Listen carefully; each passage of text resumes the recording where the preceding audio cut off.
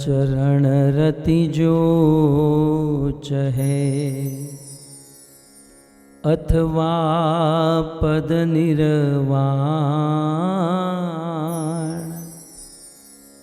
भाव सहित सो यह कथा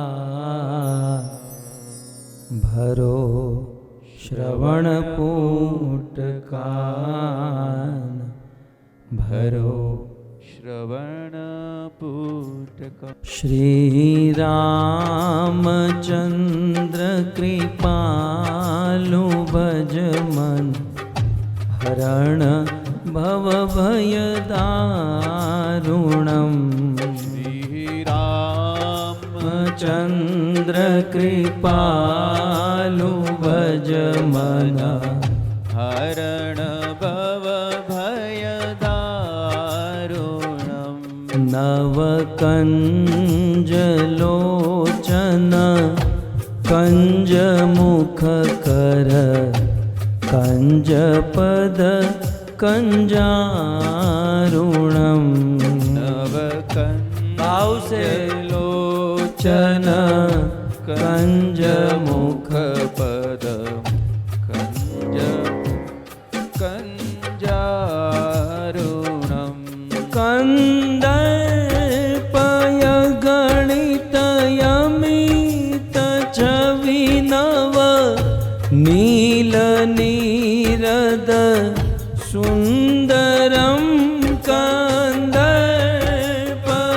गणित यमित छवि नव नील नीरद सुंदरम। पटपीत मानहु तड़ित रुचि शुचि नौमि जनक सुतावरम। श्री रामचंद्र कृपालु भज मन हरण भव भय दारुणम्। भज दीन बंधु दिनेश दानव दैत्य वंश निकंदनम्। भज दीन बंधु दिनेश दानव दैत्य वंश निकंदनम्। रघुनंद यानंद कंद कौशल चंद दशरथ नंदनम्। श्री रामचंद्र कृपालु भज मन हरण भव भय दारुणम्। शिर मुकुट कुंडल तिलक चारुयो दारुयंग विभूषणम्।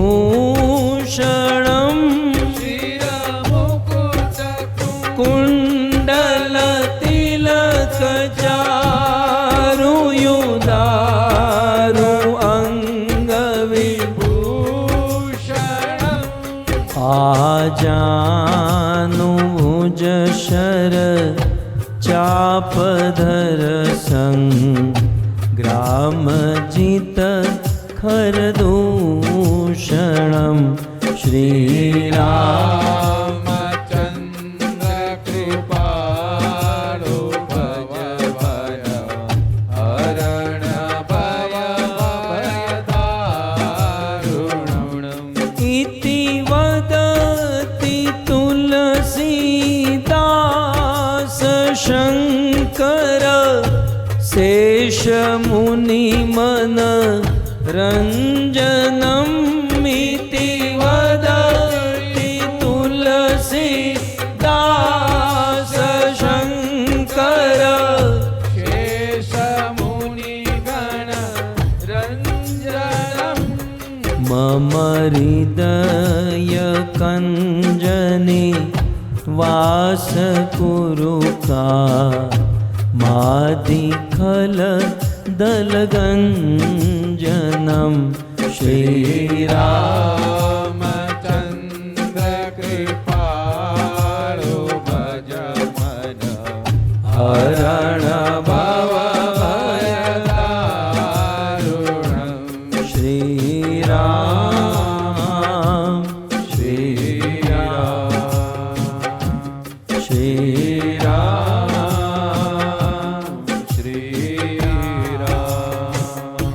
श्रीराम जय राम जय जय राम श्री राम जय राम जय जय राम श्रीराम जय राम जय जय राम श्रीराम जय राम जय जय राम श्री राम जय राम जय जय राम श्री राम जय राम जय जय राम श्रीराम जय राम जय जय राम श्रीराम जय राम जय जय राम श्री राम जय राम जय जय राम जय जय राम श्रीराम जय गाइए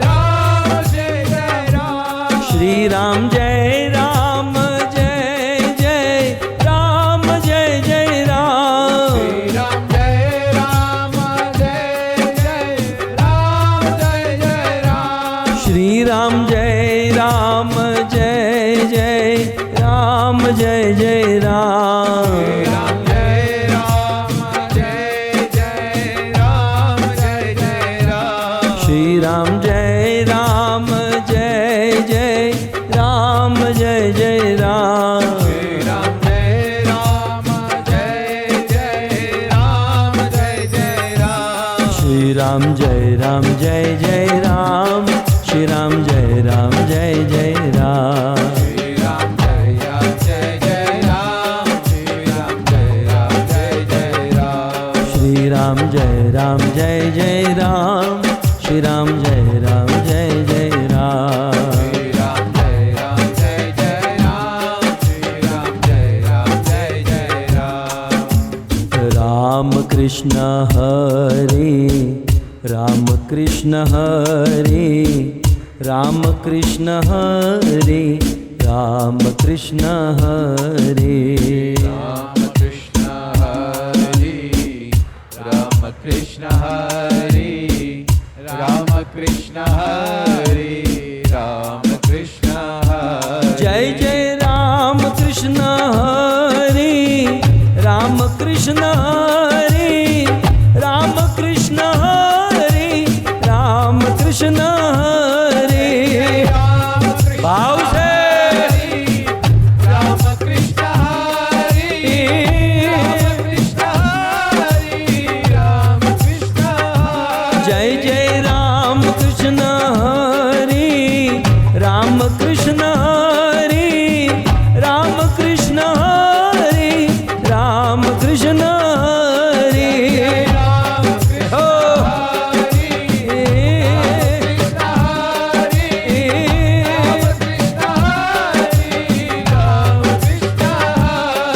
हरे राम राम राम सीता राम राम राम हरे राम राम राम सीता राम राम राम हरे राम राम राम सीता राम राम राम हरे राम राम राम सीता राम राम राम हरे राम राम राम सीता राम राम राम हरे राम राम राम सीता राम राम राम हरे राम राम राम सीता राम राम राम हरे राम राम राम सीता राम राम राम ये हरे राम राम राम सीता राम राम राम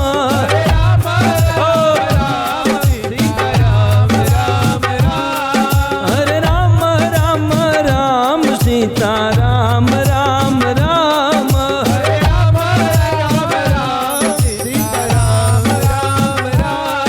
राजा राम राम राम सीता राम राम राम राजा राम राम राम सीता राम राम राम एवरीबॉडी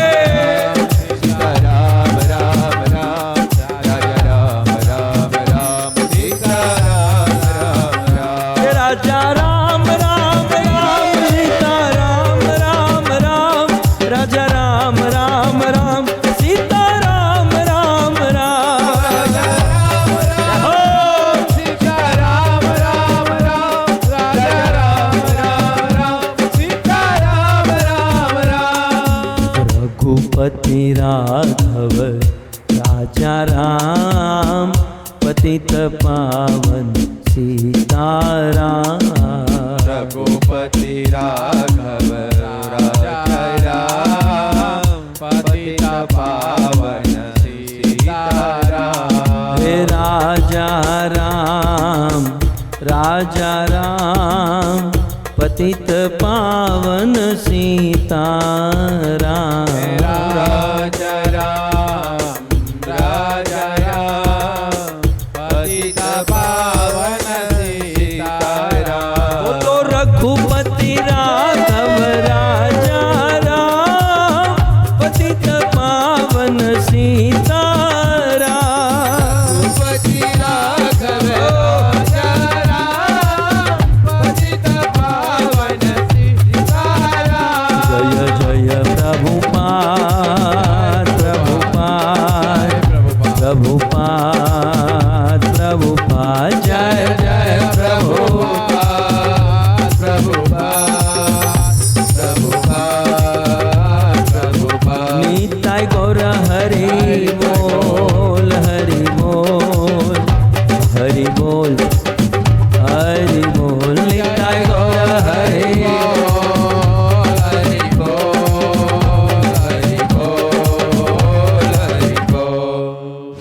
युग धर्म हरि नाम नाम संकीर्तन की जय। श्रील प्रभुपाद की जय।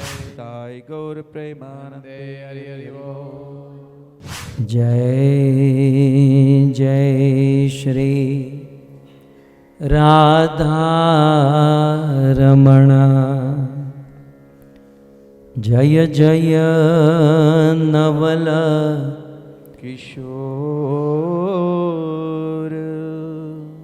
जय गोपी छोर प्रभु। जय गोपी चित चोर प्रभु। जय जय माखन चोर। जय जय माखन चोर। श्री कृष्ण चंद्र भगवान की। श्री रामचंद्र भगवान की। हरे कृष्णा। परम सौभाग्य हम सब भगवान के इस पवित्र लीला भूमि में विचरण कर रहे हैं और साथ ही साथ भगवान की लीला विग्रह आदि का दर्शन कर रहे हैं। कथा जगत में लगभग 20-22 साल बीते और इन कथाओं के दौरान अनेकों बार राम कथा करने का सौभाग्य मिला और राम कथा के दौरान अनेकों बार किष्किंधा कांड कथा गाने का सुनाने का सौभाग्य मिला। लेकिन आज हमारा मेरा बहुत बड़ा सौभाग्य है कि किष्किंधा में बैठकर किष्किंधा कांड की कथा सुनने का अवसर मिल रहा है। मुझे नहीं लगता कि इससे बड़ा सौभाग्य और अन्य कोई हो सकता है। मंगल मंदिर में बैठकर ईश्वर भाई हमने बहुत सुना, या फिर दुनिया के अलग अलग स्थानों में हमने सुना, लेकिन किष्किंधा में बैठकर किष्किंधा कांड की कथा, मतलब यहाँ से यदि हम कुछ बोलेंगे कुछ सुनेंगे ना तो भगवान को सुनाई देगा। क्या है ना, यदि किसी से कुछ मांगना हो तो उस के पास जाना पड़ता है। भारत का कोई भिखारी अपने घर में बैठकर फोन करे, मालिक 15-20 रुपया भीख भेज दीजिए तो नहीं मिलेगा, उसे उसके पास जाना पड़ेगा। नहीं तो विचार कीजिए, जब भी भगवान का अवतार होना था तो ब्रह्मा जी क्षीर सागर पे क्यों जाते थे? घर बैठे ही भगवान को पुकार लेते। ब्रह्मा आदि देवता जानते हैं कि भगवान को उनके जितने निकट जाकर बुलाएंगे ना, वो तुरंत हमारी सुनेंगे और हमें फल प्रदान करेंगे। सो आज किष्किंधा में बैठकर, ये क्षेत्र तुंगभद्रा के तट पर, कल हमने सुना कि ये जो क्षेत्र है ये किष्किंधा क्षेत्र है। और रामायण के 7 सोपान है।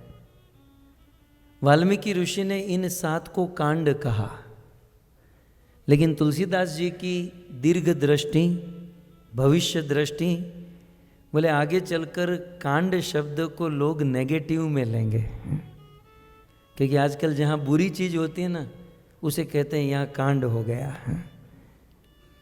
ये बात तुलसीदास जी जानते थे कि भविष्य में लोग कांड शब्द को गलत यूज करेंगे। इसलिए सतयुग में वाल्मीकि ऋषि ने बाल कांड, अयोध्या कांड, अरण्य कांड, किष्किंधा, सुंदर, लंका, ये कांड कहा। गोस्वामी तुलसीदास जी ने इसे सोपान कहा। क्या कहा? सोपान, किष्किंधा सोपान। लेकिन फिर भी वो कांड वाली छाप बहुत गहरी है, इसलिए हम लोग कांड ही बोलते हैं। सो किष्किंधा कांड या किष्किंधा सोपान। रामायण में चाहे वाल्मीकि ऋषि ने, चाहे गोस्वामी तुलसीदास जी ने किष्किंधा के इर्द गिर्द जो भी लीला हुई उसे सेपरेट एक कांड, सेपरेट एक सोपान में ही रख दिया। मतलब विचार कर सकते हैं कि यहाँ की लीला कितनी महत्वपूर्ण है। इस क्षेत्र का नाम रामायण के हेडिंग में आ गया, राइट। और खास करके इस किष्किंधा, ये जो किष्किंधा क्षेत्र है ये वानरों की नगरी है। सो भगवान रामचंद्र की वानरों के साथ मिलन, वानरों के संग लीला, ये जो भी हुआ किष्किंधा में हुआ, किष्किंधा कांड में हुआ। हमारे पास 1-1.5 घंटा जितना भी टाइम है, आप जितने भी कंफर्टेबल हैं, नींद आए तो सो जाना, नो प्रॉब्लम, क्योंकि कितने सुबह से आप लोग जगे हैं और दिन भर मेहनत किए हैं, पत्थर तोड़े हैं, सीमेंट की बोरी उठाए हैं, आप बिना खाए पिए भूखे पेट हैं, सो शायद नींद आ जाए आपको। सो मैं ज़्यादा समय न लूँ, क्योंकि यहाँ के विषय में तो आप जान ही रहे हैं। जहाँ जहाँ मंदिर में हम जाते हैं आप लोग संक्षिप्त में जान ही रहे हैं। सौभाग्य यही होगा कि हम रामायण से ही इस प्रसंग को सुने। गोस्वामी तुलसीदास जी किष्किंधा कांड का प्रारंभ महादेव शिव जी को प्रणाम करके करते हैं।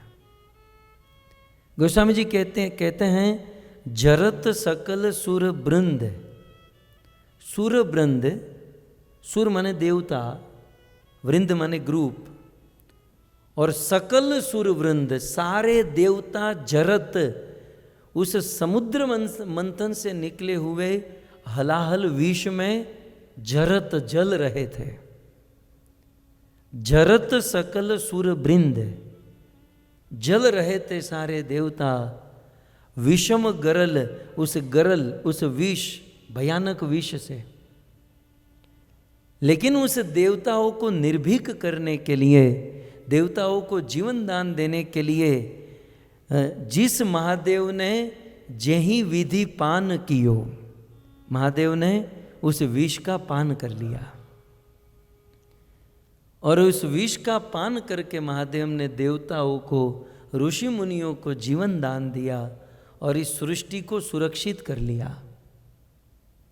ऐसे परम कृपालु, ऐसे परम दयालु महादेव का स्मरण हे मन तू क्यों नहीं कर रहा है? गोस्वामी तुलसीदास जी हम लोग को नहीं कह रहे हैं, वो अपने मन को कोस रहे हैं। अरे मन, जिस महादेव ने विष का पान करके संसार को अभय प्रदान किया, उस महादेव का तू स्मरण क्यों नहीं कर रहा है? अर्थात कैमुत्य न्याय से उस महादेव का हम सबको स्मरण करना चाहिए।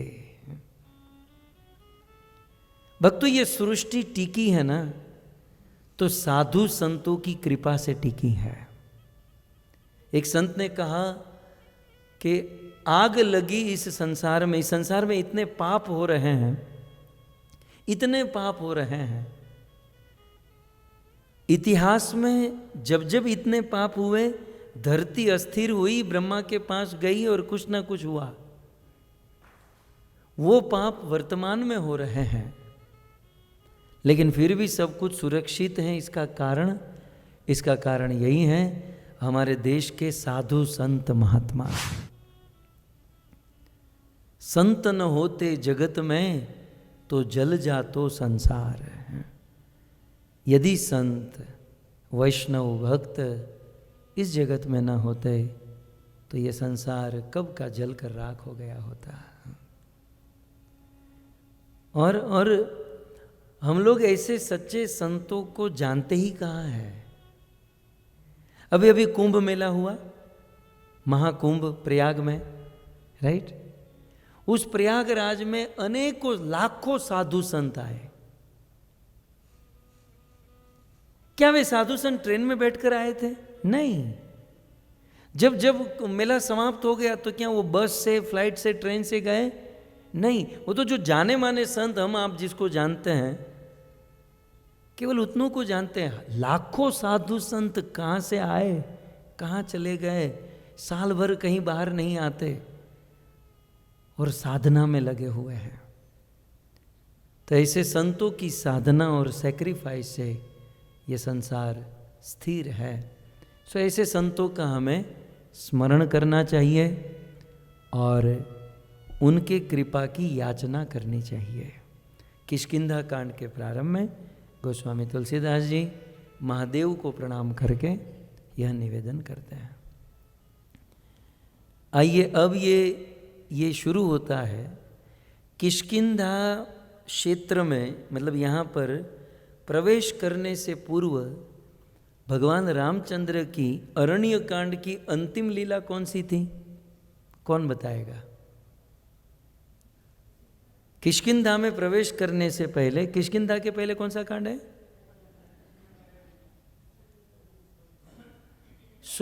भगवान की कौन सी लीला थी?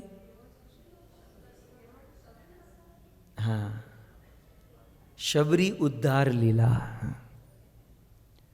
भगवान पंपा सरोवर के तट पर गए, शबरी को मोक्ष प्रदान किए और शबरी को मोक्ष देकर भगवान सीधे किष्किंधा में आए, राइट? कल हम लोग पंपा सरोवर जाने वाले हैं, तो शबरी का प्रोग्राम मैं कल के लिए रखता हूँ, ठीक है? क्योंकि एक्चुअली शबरी जी के पास भगवान पहले गए थे, बाद में किष्किंधा में आए थे। तो हम कल पंपा सरोवर जा रहे हैं। मेरी इच्छा है कि हम वहीं पर कथा सुने और वहाँ ना हो सके तो हम यहाँ सुनेंगे। शबरी से मिलकर भगवान रामचंद्र, शबरी जी ने कहा था कि प्रभु यहाँ निकट में किष्किंधा है और वहाँ पर अनेकों वानर रहते हैं और वानर राज सुग्रीव रहते हैं। तो प्रभु आप किष्किंधा में जाइए और वानरों से मित्रता कीजिए, सीता जी को खोजने में वे आपको मदद करेंगे। अब यहाँ पर प्रश्न हो सकता है कि भगवान को भी अपने भक्तों को पूछने की जरूरत पड़ती है। लेकिन यहाँ भगवान ने यह दिखाया कि भक्ति कर करके, भजन करके जब कोई साधक शुद्ध हो जाता है तो वो भविष्य को देखने लगता है, उसे आभास होने लगता है। वो दीर्घ दृष्टा हो जाता है।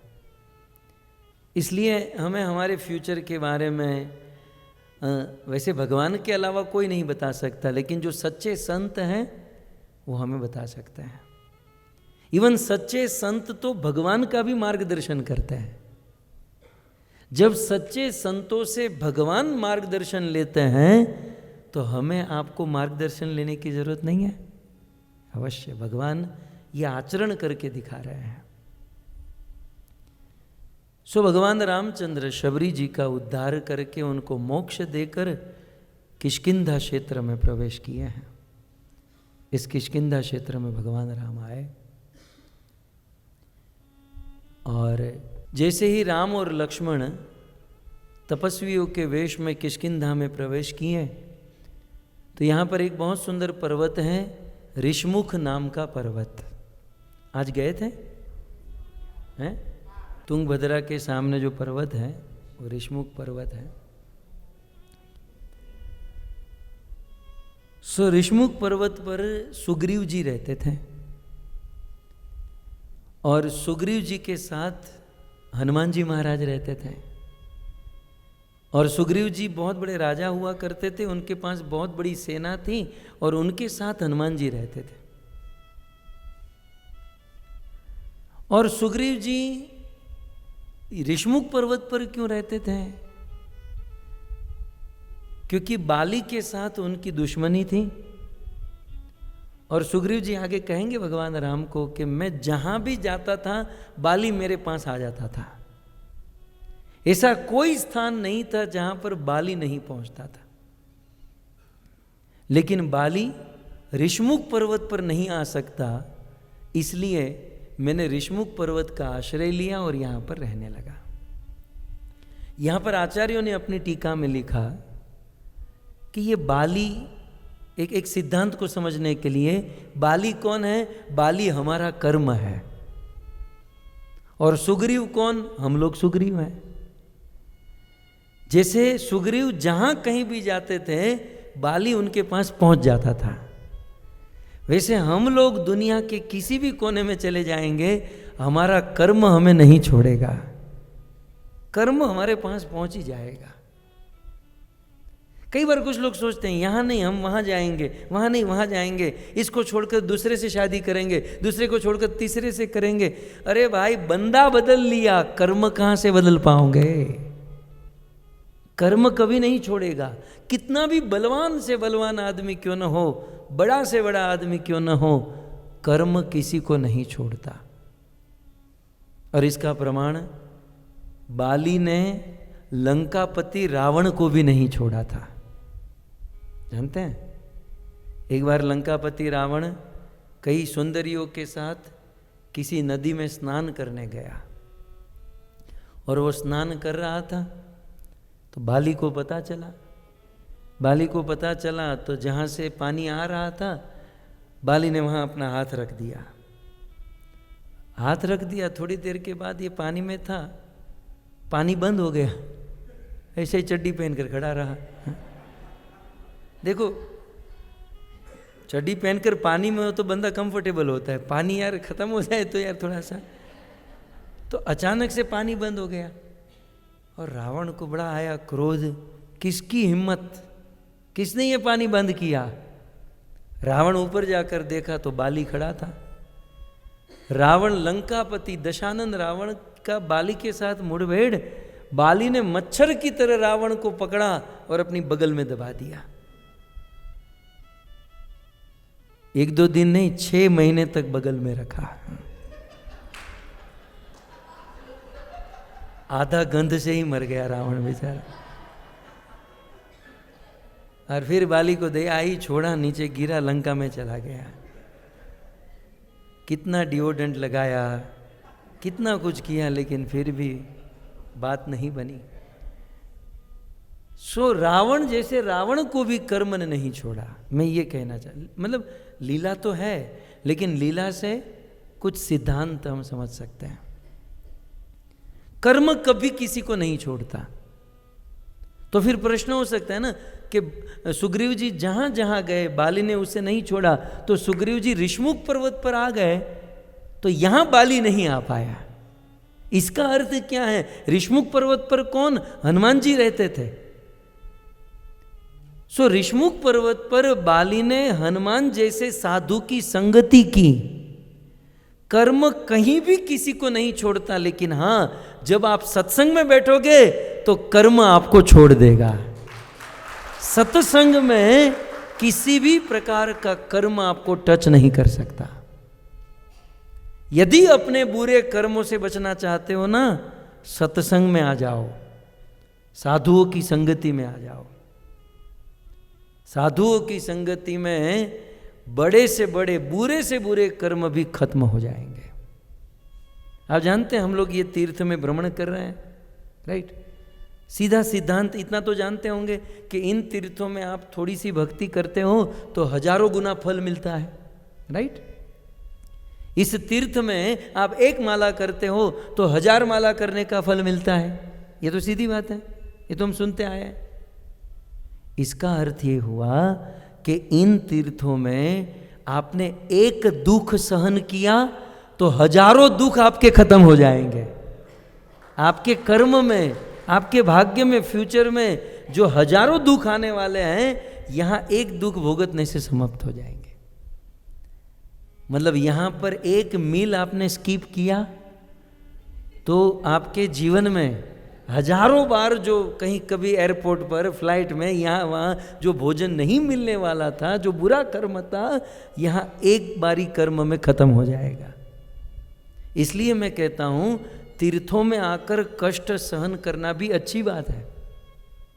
हालांकि हम जिस यात्रा में आई यहाँ इतना कष्ट नहीं है, लेकिन फिर भी यदि कष्ट हो तो ये सौभाग्य की बात है, क्योंकि यहाँ एक माला करने से 1000 माला का फल मिलता है। यहाँ एक दुख सहन कर लेने से भविष्य में आने वाले हजारों दुख हमारे मिट जाते हैं। सो कुल मिलाकर सुग्रीव जी ऋषमुख पर्वत पर रहने लगे और हनुमान जी उनके साथ थे। अच्छा, हनुमान जी यहाँ पर कैसे आए? कल आपने सुना कि सुग्रीव जी का जन्म सूर्य से हुआ, राइट? सूर्य और अरुणी से सुग्रीव जी का जन्म हुआ। हनुमान जी महाराज जब छोटे थे तो बड़े नटखट थे, और फिर एक दिन ऋषि मुनियों ने श्राप दे दिया तो थोड़े से सीरियस हो गए। माँ अंजनी ने कहा कि बेटा केवल शरारती करेगा कि कुछ पढ़ेगा लिखेगा? बोले क्यों नहीं, मैं पढ़ूंगा। तो बोले जब इंद्र ने वज्र चलाया तब सूर्य देवता कहकर गए जब ये बड़ा होगा तब मैं इसे ज्ञान दूंगा। तो माँ अंजनी ने कहा और हनुमान जी महाराज सूर्य देवता के पास पहुंचे। बोले गुरुजी मुझे ज्ञान दीजिए, आपने वादा किया था। सूर्य देवता ने कहा मैंने वादा तो किया था लेकिन पॉसिबल नहीं है। बोले क्यों? बोले मैं तेज गति से चलता हूं, मेरी गति, सूर्य की गति बड़ी तेज, भागवत जी में वर्णन है, तो मैं रुक तो नहीं पाऊंगा, तो और बिना रुके मैं तुम्हें ज्ञान कैसे दूंगा? और सूर्य देव भगवान श्री कृष्ण के बाद यदि कोई वेदों के ज्ञाता हुए तो वह सूर्य है। भगवत गीता के 4थे अध्याय में कृष्ण अर्जुन से कहते हैं ये गीता का ज्ञान मैंने किसको दिया था? इमं विवस्वते योगम प्रोक्तावान हम व्ययम विवस्वान मनवे प्राहो मनु इक्ष्वा कवे ब्रवीत। मैंने सूर्य को दिया, सूर्य ने मनु को दिया, मनु ने इक्ष्वाकु को दिया, लेकिन सबसे पहले भगवान ने सूर्य को ज्ञान दिया था। सो भगवान भास्कर बड़े ज्ञानी हैं, इसलिए हनुमान जी महाराज सूर्य देव के पास गए, कहा कि चलो ज्ञान दो। बोले मैं तो दूंगा लेकिन मैं तो स्थिर नहीं हूं। बोले कोई बात नहीं, आप अपना काम करो। आप यदि सूर्य देव हो तो मैं भी पवन पुत्र हूं। महाराज दिखने में साइज छोटी है अपनी, लेकिन छोटा मत समझो, हाँ? मैं भी पवन पुत्र हूं। सूर्यदेव ने कहा लेकिन तू पवन पुत्र है, तू मेरी साथ उड़ेगा, लेकिन मुझे तो ऐसे सीधा उड़ना पड़ेगा ना, चलना पड़ेगा। बोले कोई बात नहीं, मैं रिवर्स गियर में उड़ूंगा। कुछ लोग सीधी गाड़ी अच्छी नहीं चलाते, रिवर्स में बहुत अच्छी चलाते हैं। हनुमान जी ने कहा कि महाराज आप सीधे सीधे चलो, मैं रिवर्स में उड़ूंगा और आप मुझे ज्ञान देते रहो। सूर्यदेव ने कहा यदि कर सकते हो तो मुझे कोई आपत्ति नहीं, आप विचार कीजिए। सूर्य जितनी तेज गति से उड़ते थे, हनुमान जी महाराज उतने रिवर्स में उड़ रहे थे और सूर्य देवता से सारा ज्ञान ग्रहण कर लिया। और ज्ञान ग्रहण करने के बाद हनुमान जी ने प्रणाम करके कहा गुरु जी अब गुरु दक्षिणा में हम क्या दें आपको। ये हमारी वैदिक प्रणाली होती थी कि कोई शिष्य गुरु के पास जाते थे और गुरु शिष्य को विद्या देते थे और विद्या देने के बाद, शिष्य लेने के बाद में गुरु दक्षिणा देते। और आज जमाना बिल्कुल उल्टा हो गया। स्टूडेंट टीचर के पास जाता है तो मिलने से पहले ही बोर्ड पर लिखा होता है इतनी फीस है, दे सकते हो तो एंट्री मिलेगी, नहीं तो नहीं मिलेगी। पहले ज्ञान बांटा जाता था, आज ज्ञान बेचा जा रहा है। ज्ञान बांटने से बढ़ता है, बेचने से घटता है। हे सूर्यदेव भगवान, आप बताइए गुरु दक्षिणा में क्या चाहिए। अब सूर्य के अंश से सुग्रीव का जन्म हुआ था और इंद्र के अंश से बाली का। तो सूर्य को सुग्रीव के प्रति सॉफ्ट कॉर्नर था क्योंकि अपना बेटा था। और सूर्य को पता चला दोनों भाइयों में प्रॉब्लम, झगड़ा है और बाली सुग्रीव को मारने की ताक में है। और इन्होंने, हनुमान जी ने कहा गुरु दक्षिणा में क्या चाहिए बताओ गुरु जी। तो गुरु जी ने, सूर्य देवता ने कहा एक काम करो, मेरे अंश से सुग्रीव का जन्म हुआ है, किष्किंधा में ऋषमुख पर्वत पर वो रहते हैं, तुम उनके साथ रहो और उनका ध्यान रखो। जी गुरु जी। हनुमान जी महाराज प्रणाम किए और सीधे इसी किष्किंधा में ऋषमुख पर्वत पर सुग्रीव जी के साथ रहने लगे। और जब से हनुमान जी के साथ मिलन हुआ सुग्रीव का, सुग्रीव के भाग्य के दरवाजे खुल गए। क्योंकि हनुमान जैसे संत भक्त एक बार किसी को मिल गए ना, तो उस आदमी को भगवान तो मिलने ही है। इसलिए सुग्रीव जी ने यहाँ पर सुग्रीव का परिचय देते हुए रामायण में लिखा है कि सुग्रीव के पास एक भी ऐसा गुण नहीं था कि उसे भगवान मिलते। एक भी ऐसा गुण नहीं, गुण छोड़ो, इतने दुर्गुण थे सुग्रीव में कि दूर दूर तक भगवान उसे नहीं मिलते। इतने दुर्गुण थे। क्या दुर्गुण थे? सुग्रीव विषयी था, विषयी भोग में रचा बचा रहता था। दूसरा, रामायण में बिल्कुल सीधा लिखा है, सुग्रीव झूठ बोलते थे, झूठ बोलने वाला था, विषयी था, लोलुप था। रूप गोस्वामी उपदेशामृत में कहते ना, लोलुपता नहीं होनी चाहिए, लोभ नहीं होना चाहिए। तो ये लोभी था। और सुग्रीव के अंदर क्या था? ये पलायनवादी था। पलायनवादी माने जो रण छोड़कर भाग जाए, हैं? जो कहीं पर भी भय देखे तो भाग जाए, डरपोक था। मतलब इसके अंदर इतने दोष थे, सुग्रीव के अंदर इतने दोष थे, उसको दूर दूर तक भगवान नहीं मिलते। लेकिन फिर भी सुग्रीव को भगवान मिल गए। इसका एक ही कारण कि इतने दोष होकर भी हनुमान जी के आश्रय में था। हनुमान जी के आश्रय में था। और हनुमान जी के विषय में हनुमान चालीसा में कहते हैं, तुम उपकार राम मिलाय। ये सुग्रीव जी की प्रोफाइल हमारे साथ मैच होती है। आप समझ रहे हैं? मैं इसलिए ये सुना रहा हूं कि यदि हम हमारी ओर दृष्टि करें तो दूर दूर तक भगवान न मिले, दूर दूर तक भगवान की प्राप्ति नहीं हो सकती। लेकिन एक चीज तो कर सकते हैं, जैसे सुग्रीव ने हनुमान जी का आश्रय लिया और हनुमान ने राम से मिला दिया, वैसे हम और आप हनुमान जैसे साधु संत गुरुजनों का आश्रय ले, ताकि वे हमें भगवान से मिला दे, हरि से मिला दे। इसलिए हमें गुरु का आश्रय की जरूरत है, इसलिए हमें साधु संतों के आश्रय की आवश्यकता है। क्योंकि हमारे और भगवान के बीच में जो कड़ी है वही संत हैं, गुरु हैं, साधु हैं। इसलिए हमें उनका आश्रय लेना चाहिए। मां शबरी का उद्धार करके राम और लक्ष्मण किष्किंधा क्षेत्र में प्रवेश किए, और ऊपर ऋषमुख पर्वत पर बैठकर सुग्रीव ने देखा कि ये दो लोग आ रहे हैं। बोले, तपस्वियों के वेश में ये दो लोग कहीं बाली के दूत तो नहीं हैं? कहीं बाली के आदमी हमको खोजने तो नहीं आ रहे हैं? बाली ने भेजा होगा और हमको खोज लेंगे, और खोज कर बाली हमें मार डालेगा।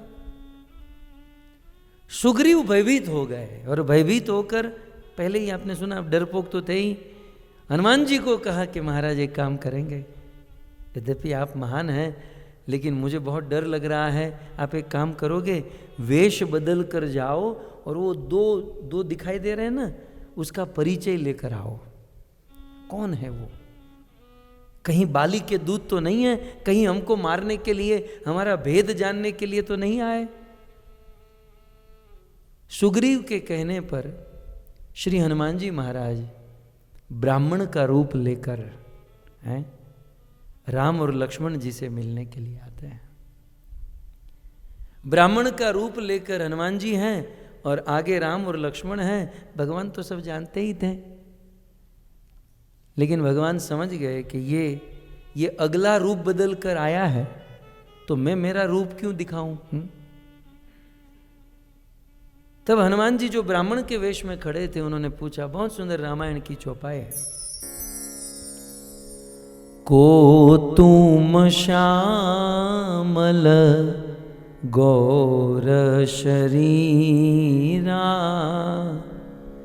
छत्री रूप फिरहूं बनबीरा, कठिन भूमि को मलपद गामी, कवन है तू बिचरहूं वन स्वामी। कौ तुम श्यामल गौर शरीरा, आप दोनों एक श्याम वर्ण के हैं, एक गौर वर्ण के हैं। क्षत्रिय रूप धरी, क्षत्रिय का रूप धारण करके वन वन में आप भ्रमण कर रहे हो। कठिन भूमि, ये भूमि बहुत कठिन है, और आप दोनों के चरण बहुत कोमल है। तो ऐसे परम कोमल चरण वाले क्षत्रिय आप दोनों कौन हो, और किस कारण से आप यहां पर आए हो? कृपया करके आप हमें बताओ। चाहते तो राम जी कहते मैं भगवान में इष्ट आराध्य, लेकिन राम जी ने सोचा ये वेश बदल कर आए हैं, तो हमने भी जो वेश बदला है वही आंसर दूं। भगवान रामचंद्र ने कहा, कौशलेश दशरथ के जाए। कौशलेश कौशलपुर के राजा महाराज दशरथ के हम दोनों पुत्र हैं, और हम अपने माता पिता के वचन का पालन करने के लिए वन में भ्रमण कर रहे हैं। ये गौर वर्ण के अनुज मेरे छोटे भाई लक्ष्मण हैं, और मेरा नाम राम है। बस राम शब्द सुना, हनुमान जी महाराज तो नित्य भगवान राम के सेवक हैं, भक्त हैं, उपास्य है। सो हनुमान जी महाराज समझ गए ये तो मेरे इष्ट आराध्य, मेरे ईश्वर, मेरे भगवान। दोनों हाथ जोड़कर श्री हनुमान जी राम जी के चरणों में गिर गए, और हनुमान जी रोते हुए कहते हैं कि तब माया बस फिर हूं बुलाना। प्रभु हम तो आपकी माया में फंसे हुए जीव हैं, प्रभु हम तो आपको नहीं पहचान पाए, लेकिन आपको तो हमारे सामने ऐसी मजाक नहीं करनी थी।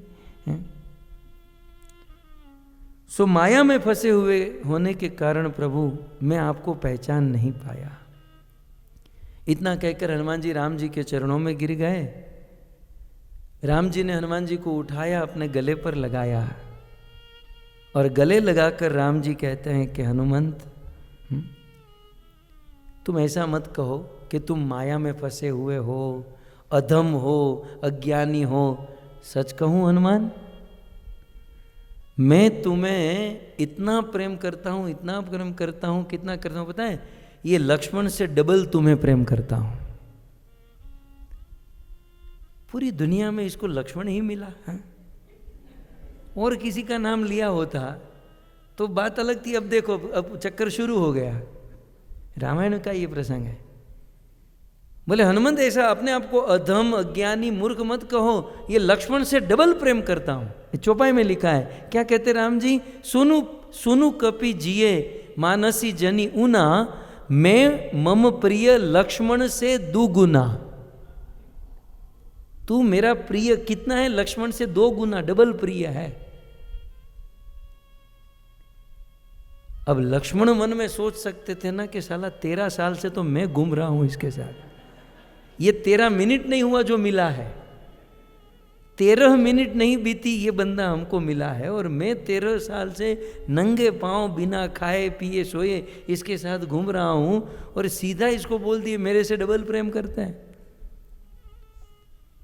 अब देखो यहां सीखने लायक बात, चाहते तो लक्ष्मण जी क्रोध कर सकते थे, ईर्ष्या कर सकते थे, राम जी के सामने अपनी आवाज उठा सकते थे, आप ऐसा क्यों बोल रहे हैं? लेकिन भक्तों, जब भी हमारे जीवन में ऐसी घटना घटे ना, तो हमें दूसरों को दोष देने के बजाय अपने आत्मा का संशोधन करना चाहिए। लक्ष्मण जी ने ये किया, आत्मचिंतन करने लगे, नहीं मेरे अंदर ऐसी क्या कमी है और वो हनुमान के अंदर ऐसी क्या चीज है जिससे मेरे से डबल ही कह दिया सीधा। आत्म संशोधन, अपने आप को चेक करना चाहिए। हम किसी गुरुजनों के साथ, वरिष्ठों के साथ रहते हैं, इतने सालों से रहते हैं, और वे गुरुजन किसी अन्य की प्रशंसा करे, हमारी न करे, तो सीधा गुरु को गाली नहीं देना चाहिए। लो मैंने तो मेरा जीवन ही घिस दिया और मेरे बारे में तो बोलते नहीं है, ये तो इस नए के बारे में ही बोलते हैं। नहीं, ऐसा न सोचकर, गुरु के बारे में और उस भक्त के बारे में न सोचकर हमें सीधा अपने पर फोकस करना चाहिए कि अभी भी मेरे अंदर ये ऐसी क्या कमी है कि जिससे भगवान ने या गुरु ने ऐसा कह दिया। हनुमान जी, लक्ष्मण जी, बस अब आगे जो भी हुआ ना, वो राम और हनुमान सब कर रहे हैं, लक्ष्मण जी तो अपने मन में ही चिंतन किए जा रहे हैं, यार ये 13 साल में कोई गड़बड़ तो नहीं हो गई, कहीं मैं मार तो नहीं खा गया, कहीं मेरा आचरण तो गलत नहीं है, मेरा मूड तो, बस लक्ष्मण जी अपने आप में थे और यहां पर अन्य लीला चल रही है। और फिर इसका आंसर लक्ष्मण जी देंगे। सो हनुमान जी महाराज भगवान राम जी से बहुत सुंदर बात करते हैं कि हे प्रभु, प्रभु तापर में रघुबीर दुहाई, जानऊ नहीं कछु भजन उपाई। प्रभु मैं कोई भजन भक्ति साधन में कुछ नहीं जानता हूं, मैं शरीर से वानर हूं। ये वानर क्या कर पाएगा? वानर जन्म से ही चंचल होता है, चंचल पशुओं में वानर का पहला नंबर आता है। तो हनुमान जी महाराज अपनी विनम्रता व्यक्त करते हुए कहते हैं कि हम तो अधम है, हम तो जन्म से ही चंचल है, न कोई साधना जानते हैं, न तो आपको पाने का कोई उपाय जानते हैं। लेकिन सच कहूं प्रभु, हम इतना जानते हैं कि हम आपके दास हैं, सेवक सुत पति मातु भरोसे, हमें बस आपके मालिक के ऊपर भरोसा है। एक सीक्रेट बात कहूं, मिसयूज मत कीजिएगा, क्यों? किसी को बताना मत। ईश्वर की प्राप्ति 2 चीज से होगी, या तो साधना कर करके अपने जीवन को रगड़ो, या फिर ईश्वर से संबंध जोड़ लो। या साधना करो, रात दिन लगे रहो, या फिर संबंध जोड़ लो, हैं? जैसे करोड़पति बनना हो तो कितनी मेहनत करनी पड़ेगी, पढ़ना लिखना, डिग्री, जॉब, मेहनत, रात दिन, ये लेकिन किसी करोड़पति पति से शादी कर लो तो एक ही रात में करोड़पति, संबंध जोड़ लिया, सब बाईपास, सारी साधना बाईपास, और एक रात में करोड़पति। 20 साल की जवान कन्या ने 60 साल के बूढ़े से शादी की। तो उसकी फ्रेंड आई और कहा कि ये कौन? बोले माय हस्बैंड। ऐसा हस्बैंड? तूने इतने बूढ़े से शादी की? इतने बूढ़े से शादी क्यों की? वो कहती है एक तो इसकी इनकम, दूसरे इनके दिन कम। एक तो इसकी इनकम इतनी है और ऊपर से बूढ़ा, अब 2-5 साल में मरने वाला है, सब कुछ मेरे नाम का ही होने वाला है।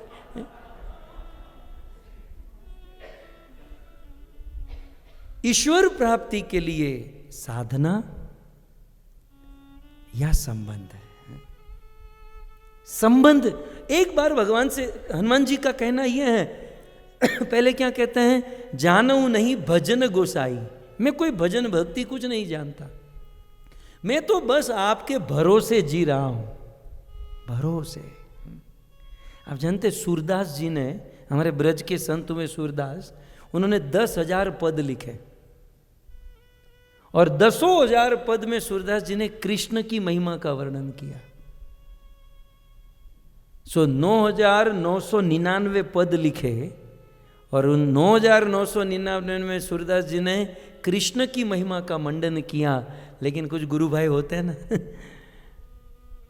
बोले हैं सब कुछ गुरु की कृपा से है, और आपने तो केवल कृष्ण गुरु का नाम ही नहीं लिया। सूरदास जी कहते हैं कि गुरु मेरे हृदय में बैठे हैं, गुरु कृपा से ही मैं ये सब कुछ कर पाया। और अब 10,000 पद में अंतिम पद लिखना बाकी है, तब सूरदास जी ने 10,000वां पद लिखकर अपनी कलम को छोड़ दिया। और वो पद कौन सा था? भरोसो दृढ़ इन चरणन केरो, श्री वल्लभ नख चंद्र बिना। वल्लभाचार्य, मेरे गुरुदेव भगवान के बिना अब मुझे किसी पर भरोसा नहीं है, एकमात्र भरोसा मुझे मेरे गुरुदेव पर है। भरोसा, संबंध। तो राजू बुरट जैन जी है हमारे समक्ष जो आए हैं, ये इस सुंदर रिजॉर्ट के ऑनर है, तो इनके लिए एक बार हरे कृष्ण महामंत्र कहेंगे। हरे कृष्णा कृष्णा कृष्णा हरे हरे, हरे राम राम राम हरे हरे। सबको यहाँ मजा आ रहा है ना, आनंद में? हरे कृष्णा। प्रभु जी से निवेदन करूंगा, प्रभु आप बोलना चाहते हैं? सादर प्रणाम और वंदन करता हूँ। बहुत ही सुंदर कि एक्चुअली मैं भी सुबह 3 सामायिक करता हूँ और लगभग 4 घंटे का मेडिटेशन करता हूँ। इतना आनंद आता है कि जीवन में एक्चुअली हमारे आचार्य विजयराज जी भी यही बोलते हैं कि हम संसार के कार्य में 80% हमको पुण्यवानी वर्क करती है, 20% हम पुरुषार्थ 80% हम पुरुषार्थ करते हैं, 20% पुण्यवानी वर्क करती है। आध्यात्मिक में 80% हमारा पुरुषार्थ वर्क करता है और 20% पुण्यवानी। तो एक गेम चेंजर है एक्चुअली लाइफ में। सबसे आनंद में रहना तो भगवान की भक्ति में ही है। और आप बहुत ही आज पूरा दुनिया से यहाँ है और हमारा अहोभाग्य है कि आपने ये रिसॉर्ट सेलेक्ट किया। इसका मैं ब्रीफ करना चाहता हूँ कि ये दुनिया का ऐसा फर्स्ट रिसॉर्ट है वर्ल्ड में।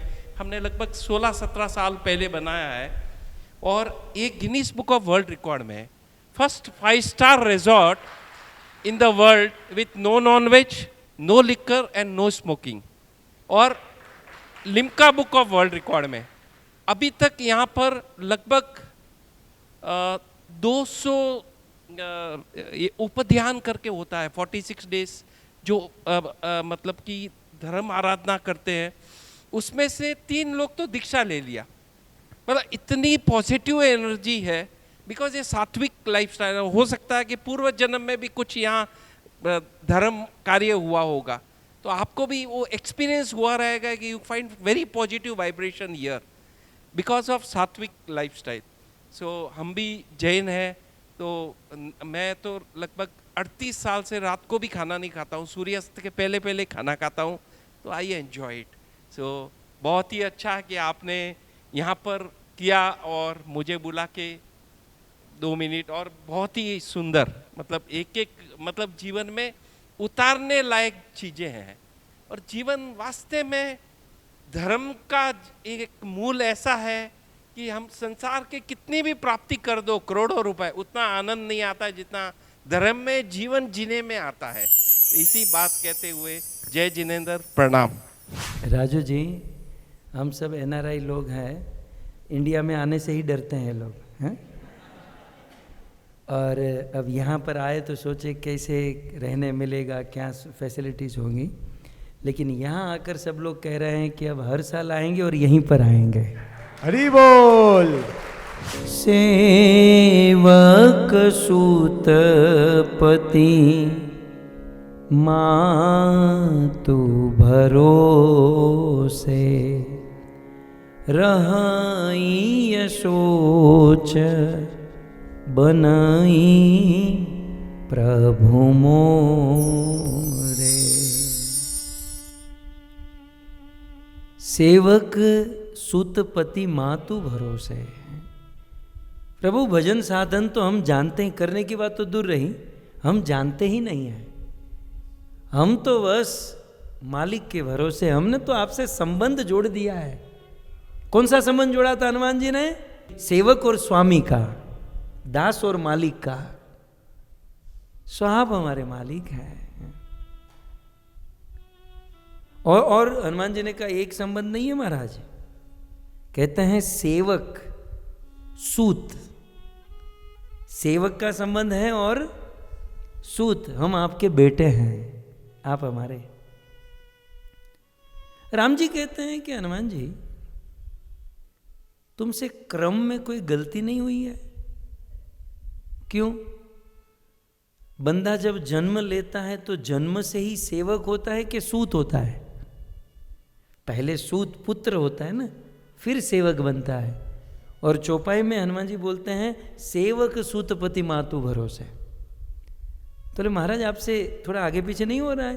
पहले आपको सूत बोलना चाहिए फिर सेवक। बोले नहीं, अभी मैं सेवक हूं, सूत बाद में बनूंगा। बोले पहले सूत होता है बाद में सेवक होता है? बोले नहीं, अभी मुझे मालिक मिले हैं तो मैं सेवक हूं, जब मां मिलेगी तब मैं पुत्र बनूंगा। हनुमान जी कहते हैं कि मैं ला दूंगा, आप चिंता मत कीजिए महाराज। और जिस दिन माँ की शरण में मैं जाऊंगा तब मैं। लेकिन मुझे जो अच्छी बात लगती है, हनुमान जी की भक्ति कौन सी है जानते हैं? संबंध भक्ति है कि आप मेरे स्वामी, मैं आपका सेवक। अभिमान अच्छी चीज है? अब इतना तो आप जानते हो कि नहीं? अभिमान अच्छी चीज नहीं है, राइट? हनुमान जी कहते हैं कि मेरी भक्ति ही अभिमान है, अभिमान करना ही मेरी भक्ति है। और कौन सा अभिमान? मैं सेवक, तुम पति पति मोरे हैं। मैं सेवक और आप मेरे स्वामी, ये मेरे मन में दृढ़ अभिमान है। और इस अभिमान से ही हनुमान जी महाराज तर गए। सार यह है भगवान से संबंध है। तो फिर कहेंगे संबंध क्या ऐसे ही जुड़ जाएगा? तो संबंध जोड़ने के लिए साधना करना पड़ेगा। जब हम साधना करेंगे, थोड़ी बुद्धि ठिकाने पर आएगी, हृदय पवित्र होगा, तब जाकर हम भगवान से संबंध जोड़ेंगे। और एक बार संबंध जोड़ लिया ना, तो फिर सब कुछ भगवान का हो जाता है। जैसे हमारे बच्चे होते हैं, यदि बच्चे हमारे साथ हो तो बच्चों को कोई चिंता नहीं होती, खाना पीना सोना सब कुछ पेरेंट्स कर लेते हैं। क्यों? क्योंकि वो बच्चे का संबंध है, राइट। सो संबंध, सो हनुमान जी महाराज कहते हैं कि संबंध, हम तो संबंध के कारण निश्चिंत हैं। इस प्रकार से राम और हनुमान जी के बीच में चर्चा हुई। हनुमान जी ने कहा, प्रभु आप एक काम करोगे? बोलो महाराज, क्या काम करना है?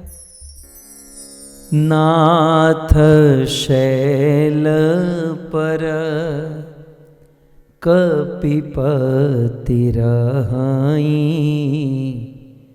सो सुग्रीव दास तव अहाई, तेहि सन नाथ मयत्री कीजे, तेहि सन नाथ मयत्री कीजे, दीन जानी तेहि अभय दीजिए। हे नाथ, एक काम कीजिए, शब्द के ऊपर ध्यान दीजिएगा। नाथ शैल पर कपिपति रहाई। शैल माने पर्वत, कौन सा? ऋषमुख पर्वत। हे नाथ, इस ऋषमुख पर्वत पर कपिपति वानरों के राजा सुग्रीव रहते हैं। ओके, तो क्या बोले? सो सुग्रीव, वो सुग्रीव दास तव अहई, वो सुग्रीव आपका दास है। अब बताइए, सुग्रीव दास था राम का, लेकिन हनुमान जी क्या कहते हैं? वो सुग्रीव आपका दास है। वो आपका दास है, तो मेरी इच्छा है कि जैसे मेरा आपके साथ संबंध है ना स्वामी सेवक का, वैसे आप भी उससे संबंध जोड़ लीजिए। कौन सा? मित्र मित्र का। तेहि सन नाथ मैत्री कीजिए। क्यों? क्योंकि वो अपने आप को आपका दास मानता है। अब सुग्रीव सपने में भी राम को अपना दास नहीं मानता था। दास छोड़ो, सुग्रीव को तो राम दुश्मन लग रहे थे, इसलिए तो हनुमान को भेजा ना, कि बोले ये बाली के दूत है। तो दूर दूर तक सुग्रीव प्रभु को अपना दास नहीं मानता था, लेकिन हनुमान जी अपनी ओर से राम जी को सिफारिश कर रहे हैं। अपनी ओर से हनुमान जी राम जी को कह रहे हैं उनके साथ मित्रता कीजिए, संबंध जोड़ लीजिए। बस यही काम होता है गुरु का। हमारे जीवन में गुरु का रोल क्या है? मेरी दृष्टि से मुझे गुरु का यही रोल दिखाई दे रहा है कि हमारी भगवान के साथ संबंध जोड़े कोई औकात नहीं है।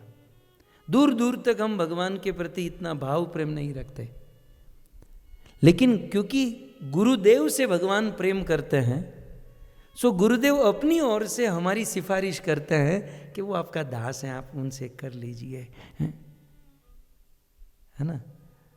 सो कोई बड़ा आदमी कहता है तो फिर वो कर देता है। सो गुरुदेव, इसलिए हमें गुरुजनों के चरणों में रहना चाहिए। हनुमान जी की ये परम महिमा है। तब राम जी ने कहा कि अच्छा तुम कह रहे हो सुग्रीव के पास चलो, अब हनुमान बताओ मुझे सुग्रीव के पास जाना चाहिए कि उसको मेरे पास आना चाहिए? तुमको ऐसा लग रहा है कि कुछ मेरे अंदर है, तो तुम मुझे उसके पास लेकर जाओगे कि उसको मेरे पास लेकर आओगे? बात सही है ना। तब हनुमान जी ने कहा कि प्रभु सुग्रीव आपके पास आए, ऐसा उनके पास कोई साधन नहीं है। साधन माने वो मोटरसाइकिल बाइक ऐसा नहीं, साधन माने भगवान की प्राप्ति या भगवान के भक्ति की प्राप्ति करने के लिए कुछ चाहिए।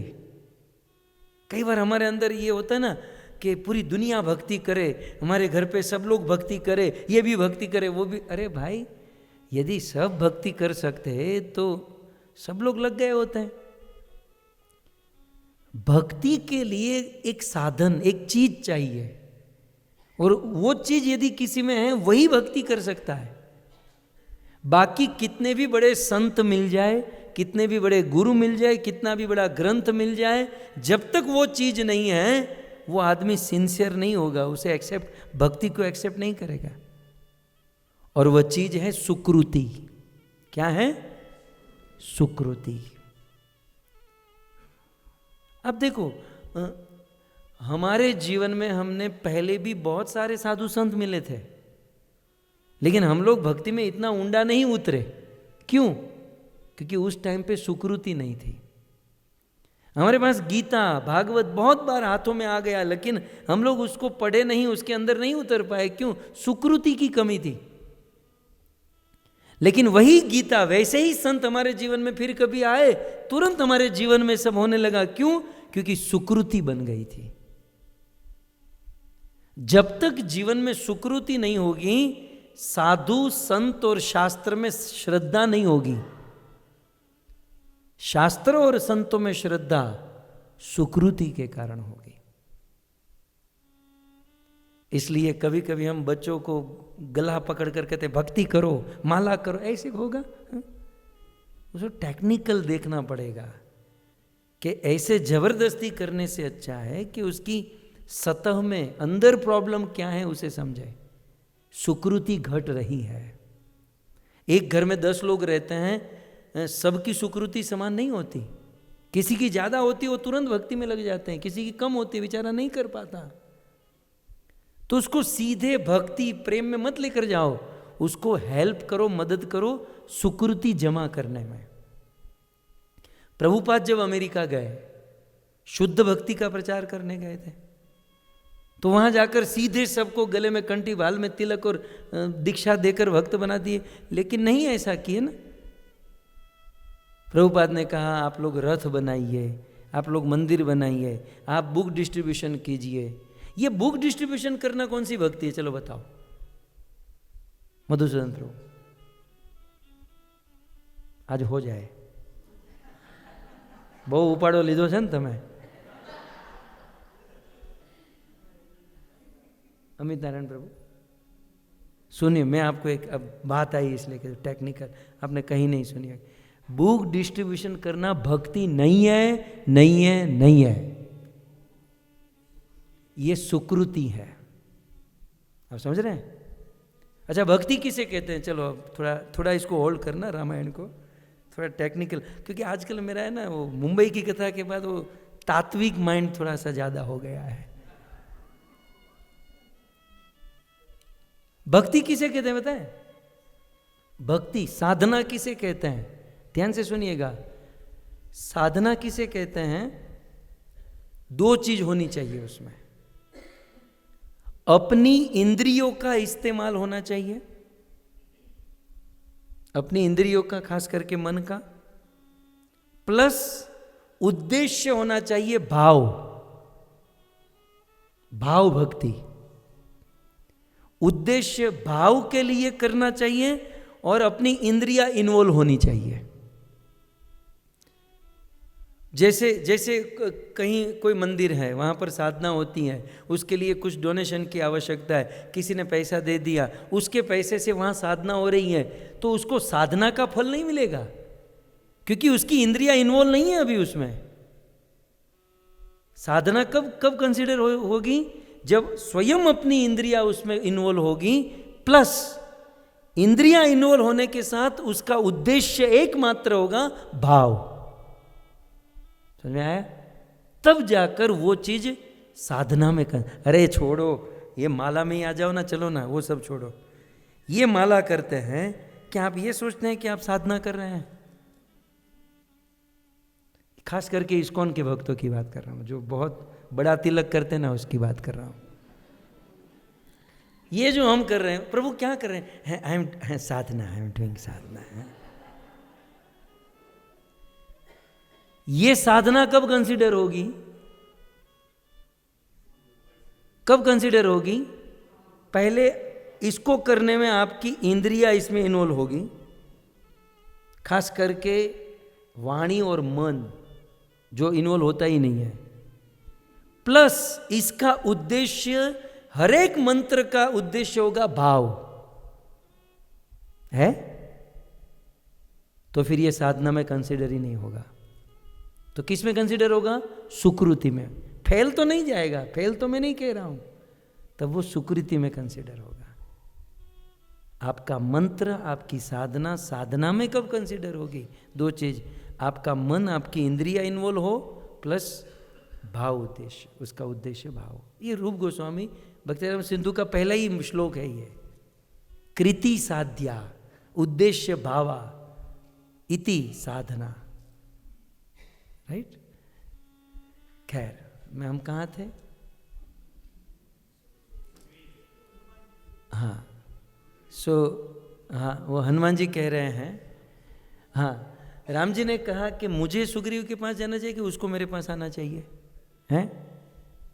तब हनुमान जी सिद्धांत, ये वाला सिद्धांत बता रहे हैं कि प्रभु वो आपके पास आए, ऐसी उसके पास सुकृति ही नहीं है, तो आप क्या उससे आशा रखोगे कि वो आपके पास आएगा? सो प्रभु कृपा कीजिए, मैं क्या देखकर कृपा करूं? बोले उसको देखकर नहीं, मुझे देखकर कृपा कीजिए। तो हनुमान का चेहरा देखकर राम जी सुग्रीव के ऊपर कृपा करने जा रहे हैं। ठीक उसी प्रकार हमारे गुरु का चेहरा देखकर भगवान हम पर कृपा करेंगे। मतलब कोई शुद्ध गुरु के आश्रय में होंगे तो, हाँ? ये महिमा है हनुमान की और हनुमान जैसे संतों की। राम जी कहते हैं कि वैसे ही चल चल के हम थक गए हैं। हम कितना चल के, नासिक से चलते चलते चलते पंपा सरोवर, यहाँ आप तो फ्लाइट में उड़कर आए, हम तो चलते चलते यहाँ पर, और अब तू कह रहा है ऋषिमुख पर्वत पर इतना ऊपर जाना है। हनुमान तू मरवा देगा हमें। हनुमान जी ने कहा अब तक चले ना, अब आपको कोई चिंता नहीं है, हैं? मेरी पीठ पर बैठ जाइए, ऐसा टेक ऑफ करूँगा सीधा पर्वत पर। हनुमान जी ने कहा मेरी पीठ पर बैठ जाइए महाराज। राम जी कहते हैं कोई पीठ पर बिठाता है? मतलब पीछे पीठ पर बिठाए? तो क्या हनुमान जी ने कहा तो क्या गोद में बिठाऊं? प्रभु गोद में बिठाने का अधिकार तो मात्र महाराज दशरथ का है। हम तो आपके साधक सेवक हैं, हम आपको गोद में क्या बिठाएं? पीठ पर बैठो। और गोद में बैठने से क्या होता है? बच्चा जब माँ के गोद में बैठता है ना, तो फिर सारा ध्यान माँ को रखना पड़ता है। बच्चा तो अपनी मौज में होता है। गोद में जब कोई बैठता है तो जो गोद में बैठा है उसको ध्यान नहीं रखना पड़ता, जिसकी गोद में बैठा है उसको ध्यान रखना है। प्रभु यदि कदाचित आप मेरी गोद में बैठोगे तो मुझे ध्यान रखना पड़ेगा। और हम तो मायाबद्ध जीव, कब मन यहाँ वहाँ हो जाए प्रभु, कब हम गिर जाए, हमारा ध्यान आप पर रहे न रहे। प्रभु यदि आप मेरी पीठ पर बैठोगे ना, तो आपका ध्यान तो मुझ पर रहेगा, तो मेरा कल्याण हो जाएगा। ये भक्त का भाव है कि हमारा ध्यान आपके ऊपर रहे न रहे, प्रभु आप अपना ध्यान हम पर रखिएगा। ये तो कर सकते हैं ना, कि हम आप पर ध्यान नहीं रख सकते, आप तो हम पर रख सकते हैं। सो राम और लक्ष्मण हनुमान जी की पीठ पर बैठे हैं और ये जय श्री राम बोलकर हनुमान उड़े। ये दोनों भाई को मजा आया, बोले मजा आया। फिर कभी कभी वो फ्लाइट ऐसे ऐसे होने लगती है ना, जानबूझकर हनुमान जी हिलने लगे। हिलने लगे तो पीछे से बोले, लक्ष्मण जी तो भी चुप ही थे। लक्ष्मण जी क्या क्या सोच रहे थे? वो तो सुन्न पड़ गए थे। बोले 13 साल से मैं घींच रहा हूं और ये 13 मिनट नहीं हुआ बोला कि लक्ष्मण से डबल तुझसे प्रेम करता हूं। तो वो तो अभी उसी सदमे में थे, वो अभी एक्टिव नहीं थे। यहाँ पर राम जी ने कहा कि हनुमंत ये इतना हिल रहा है, सो जरा हमको पकड़ के रखना, नहीं तो हम गिर जाएंगे। हनुमान जी ने कहा फिर से प्रभु हम आपको पकड़ेंगे, मायाबद्ध जीव, कभी हमने आपको छोड़ दिया। भक्त भगवान की भक्ति माला छोड़ देता है ना। प्रभु हम आपको पकड़ेंगे ना तो कभी कभार आपको छोड़ भी देंगे, लेकिन आप यदि हमको पकड़ेंगे ना तो हम कभी नहीं छूटेंगे महाराज। आप हमको पकड़ के रखना। मुझे वो सनातन गोस्वामी अभी कथा हुई मुंबई में, तो सनातन गोस्वामी ने भागवत को प्रार्थना करते हुए कहा कि हे भागवत, भागवत कभी माया में फंसकर मैं आपको छोड़ दूं, लेकिन भागवत आप मुझे मत छोड़िएगा, सदैव मेरे हृदय में बैठे रहिए और मेरी वाणी पर बैठे रहिएगा। सनातन गोस्वामी भागवत जी को प्रार्थना करते हैं। सो हनुमान जी ने कहा, हनुमान जी उड़ते हुए कहते हैं कोई बात नहीं, आप है ना मेरे सिर को पकड़ लीजिए, सिर पर हाथ रख दीजिए, रखवा दिए हाथ भगवान राम के। और फिर हनुमान जी महाराज सुग्रीव जी के पास सीधे लैंड किए। जैसे ही लैंड किए, लक्ष्मण जी आधे घंटे से सोच रहे थे ना, वो बोले अब समझ में आ गया, आत्मचिंतन, बोले अब समझ में, प्रभु ने जो भी कहा बिल्कुल सही कहा। क्या कहा था प्रभु ने? लक्ष्मण से डबल तुझसे प्रेम करता हूं। प्रभु ने जो कहा बिल्कुल सही कहा। क्यों? क्योंकि मेरा एक अवतार है शेष नाग का। ओके, लक्ष्मण जी का एक अवतार है ना शेष नाग का, और उसके ऊपर कौन बैठते हैं, शयन करते हैं? भगवान विष्णु। बोले मेरे ऊपर भगवान विष्णु शयन करते हैं, मैं शेष केवल विष्णु को धारण करता हूं, लेकिन हनुमान शेष और विष्णु दोनों को धारण कर रहा है, इसलिए डबल प्रेमी है, ये डबल सेवक है, दोनों की सेवा में लगा है। आत्मचिंतन से इस प्रकार से लक्ष्मण जी भी मुस्कुराए, उन्होंने इस प्रकार से मन ही मन से उत्तर प्राप्त किया। सुग्रीव जी के पास पहुंचे और सुग्रीव जी के पास पहुंचकर हनुमान जी ने राम और सुग्रीव जी की मित्रता कराई अग्नि की साक्षी में। देखो जैसे पति पत्नी की विवाह होता है ना, वैसे मित्रता भी अग्नि की साक्षी में होता है। मुझे आज भी याद आ रहा है, आज से 30 साल पहले, खास करके भारत में जो वॉचमैन होते हैं ना, तो नेपाल से होते हैं, गुरखा जाति के, और वो सब जो है ना वो होते हैं। तो एक बार मैं बिल्डिंग से नीचे उतरा तो अग्नि थी और 2-3 लोग आजू बाजू में बैठे थे। तो ठंडी नहीं थी, मैंने वहाँ जाकर, हम तो छोटे थे, हमने कहा ये क्या हो रहा है? तो उन्होंने कहा ये फ्रेंडशिप हो रही है, ये मित्रता हो रही है। उस समय तो समझ में नहीं आया, लेकिन अभी वो समझ में आ रहा है कि राम और सुग्रीव जी की मित्रता अग्नि की साक्षी में हुई। वैसे वो नेपाली लोग मित्रता कर रहे थे अग्नि की साक्षी में बैठकर। बिल्कुल वेदोक्त चीज थी। सो मित्रता हुई। सुग्रीव जी ने कहा कि एक समय मैं मंत्रियों के साथ यहाँ पर बैठा था और सब चर्चा कर रहा था, तब तक मैंने किसी का रोता हुआ नाद सुना। क्या नाद था? राम राम हा राम पुकारी, हम ही देखी देखे हूं पटडारी। आकाश के मार्ग से एक विमान जा रहा था और उस विमान में कोई एक स्त्री थी अबला, और राम राम राम करके पुकार रही थी। और हमने जब ऊपर देखा तो उन्होंने क्या किया, हम ही देखी, हमको देखकर उसके हाथ में एक कपड़े की पोटली थी, वो पोटली को नीचे फेंक दिया। सुग्रीव ने जब ऐसा कहा ना, तो लक्ष्मण जी का हट गया। राम को कहते हैं देखा तो कुछ किया क्यों नहीं, ऐसे ही बैठा रहा। राम ने कहा शांति रख, शांति रख, अभी अभी मित्रता हुई है। सो राम राम हा राम पुकारी, हम ही देखी देखे हूं पटडारी। हमको देखकर वो एक पोटली फेंकी, तब मांगा राम तुरंत ते ही दिन्हा। राम ने कहा ठीक है कोई बात नहीं, वो जो पोटली फेंकी वो जरा मुझे दो। हम बोले वो तो अंदर ही रखी है। सुग्रीव जी पोटली लेकर आया। पट उर लाई सोच अति कीन्हा। जब वो पोटली खोली, पहले तो वो वस्त्र सीता जी का, और उस वस्त्र को खोलकर देखा तो उसमें सुंदर गहने। राम जी तो तुरंत पहचान लिए, बोले ये सीता जी का ही नेकलेस है। बड़े एक्साइट होकर राम लक्ष्मण को कहते हैं लखन देख देख तेरी भाभी का नेकलेस देख, लक्ष्मण देख देख, सीता की चूड़ी, सीता की अंगूठी। बार बार राम जी एक्साइट होकर लक्ष्मण को दिखा रहे हैं और लक्ष्मण जी निराश होकर खड़े हैं। बार बार राम के कहने पर लक्ष्मण जी जब कुछ नहीं बोल रहे हैं तो राम ने कहा, लखन तू बोल क्यों नहीं रहा है? लक्ष्मण जी कहते हैं, भाई मुझे क्षमा करना, इनमें से मैं कोई आभूषण को पहचान नहीं पा रहा हूं। क्यों? क्योंकि आज तक मैंने सीता जी के चरणों को ही देखा है। मेरी दृष्टि मां सीता के चरणों से कभी ऊपर गई नहीं है।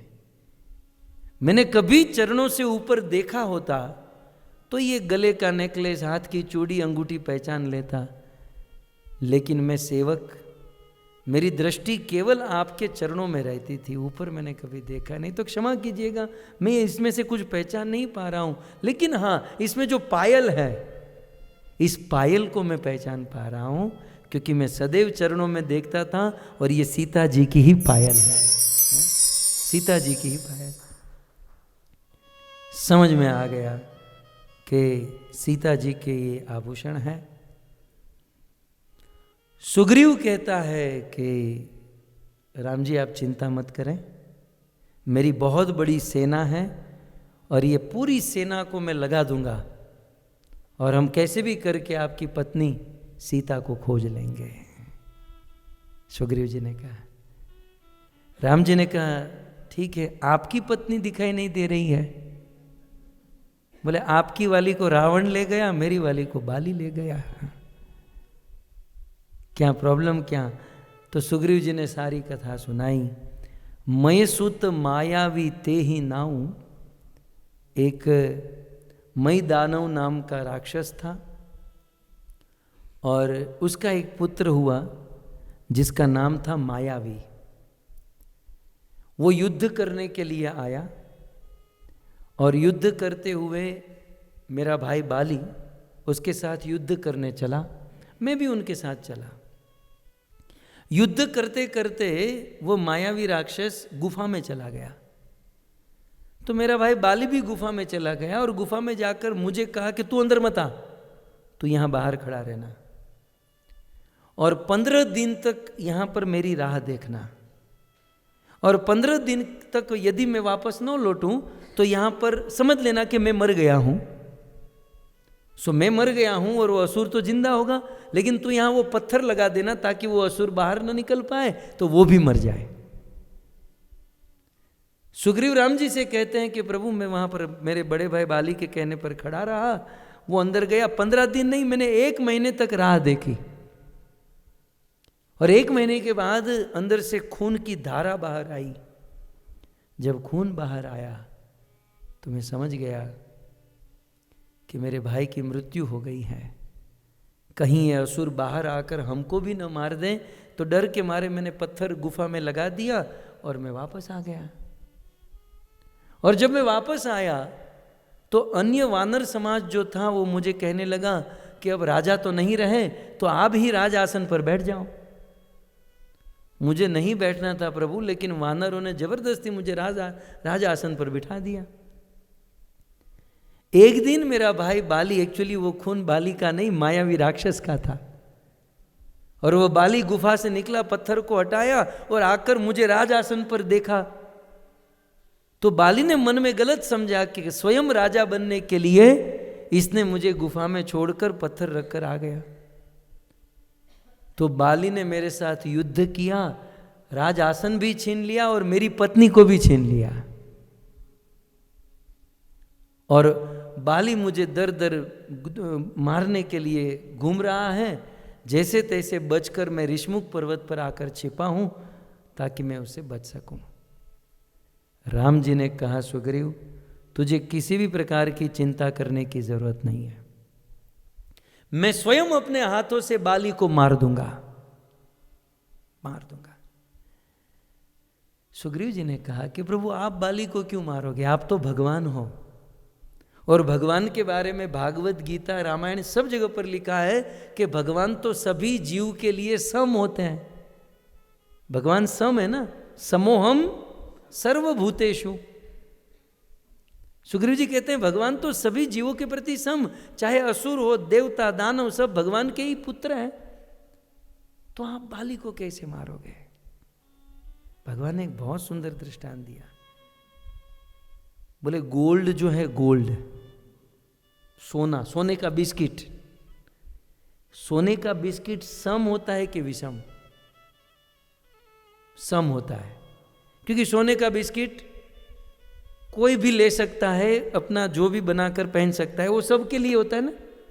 सोने का बिस्किट सारे अंग के लिए, सबके लिए होता है। लेकिन एक बार वो किसी के हाथ की चूड़ी बन जाए तो फिर वो विषम हो जाता है, फिर वो हाथ को छोड़ नहीं सकता, या अंगूठी बन जाए तो फिर अंगूठी को छोड़ नहीं सकता।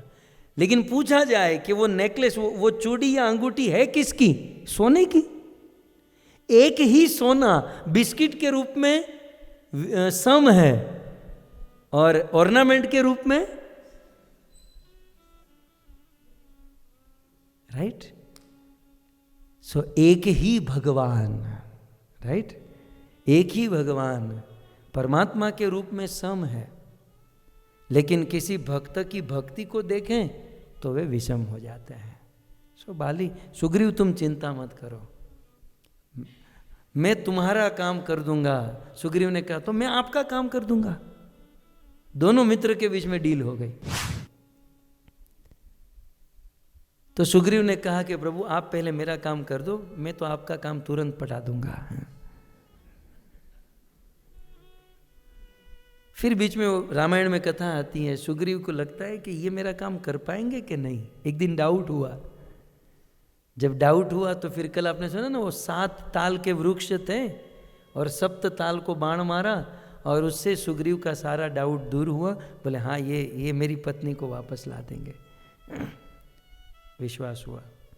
फिर एक दिन की बात, राम जी ने कहा चलो सुग्रीव आज हम बाली का वध करेंगे, अपनी गदा अपने हथियार सब हाथ में ले लो। बोले वध आप करेंगे, मैं क्यों गदा लूं? वध तो आप करेंगे, मैं क्यों गदा लूं? मुझे गीता का ये सूत्र बहुत पसंद है। कृष्ण अर्जुन से कहते हैं, अर्जुन मैं तेरा रथ चलाऊंगा, तेरे घोड़े को पानी पिलाऊंगा, सारे रथ और घोड़े की मरम्मत मैं करूंगा। अर्जुन रात भर मैं जगूंगा, मैं सब कुछ करूंगा, लेकिन युद्ध तो तुझे ही करना पड़ेगा। आप समझ रहे हैं? कुछ चीज जो हमारे कर्तव्य तो हमको ही करने पड़ेंगे ना। सो यहां पर राम जी ने कहा तुझे जीतना है ना, मैं जिता दूंगा, तू गदा तो ले हाथ में। सुग्रीव तो वैसे भी जरा डरपोक था। राम जी ने गदा लिया, दिलवा दी और लेकर चला। बड़ा कॉमेडी प्रसंग है ये। अब राम जी पहुंचे उसके सुग्रीव के घर के पास। राम जी ने कहा मैं पेड़ के पीछे छिप कर खड़ा हूं, तू उसे ललकार, तू ललकार। बोले उसको देखकर मेरी वाणी बंद हो जाती है। बोले तेरे पीछे मैं बैठा हूं ना, पीठ बड़ है तेरा मेरा। बाली बाहर निकल। बेचारा ट्राई किया लेकिन वो आवाज नहीं निकल पाई। लेकिन बाली सोचा कि कौन है ये, कौन आया है? आया तो देखा सुग्रीव था। तेरी जात का सुग्रीव, ये हिम्मत! उठाई गदा हाथ में बाली ने और गदा उठाकर बाली चलने लगा। बाली की पत्नी का नाम था तारा। वो तारा बाली के चरणों में गिर गई, प्रभु प्रभु प्रभु मत जाओ मत जाओ। क्या हुआ? बोले आप जानते हो वो कौन है? साक्षात भगवान उसके पक्ष में है। बोले वो डरपोक, उसे मैं मार दूंगा। बोले वो डरपोक, लेकिन उसको उसका साथ है किसका? साक्षात ईश्वर का साथ है उनको। और बाली ने कहा कि वो जो सुग्रीव है ना, तू जानती है, तू अपने पति को जानती नहीं है। सुग्रीव मेरे लिए तृण के समान है। रामायण की चौपाई में लिखा है सुग्रीव मेरे लिए तृण के समान है। तारा ने बहुत सुंदर बात कही, मैं मानती हूं वो तृण के समान है, लेकिन उस तृण ने आज महान का आश्रय ले लिया है। वो तृण एक नट बोल्ट की कोई कीमत नहीं, लेकिन वो किसी प्लेन में फ्लाइट में फिट हो जाए तो वो करोड़ों की कीमत का हो जाता है?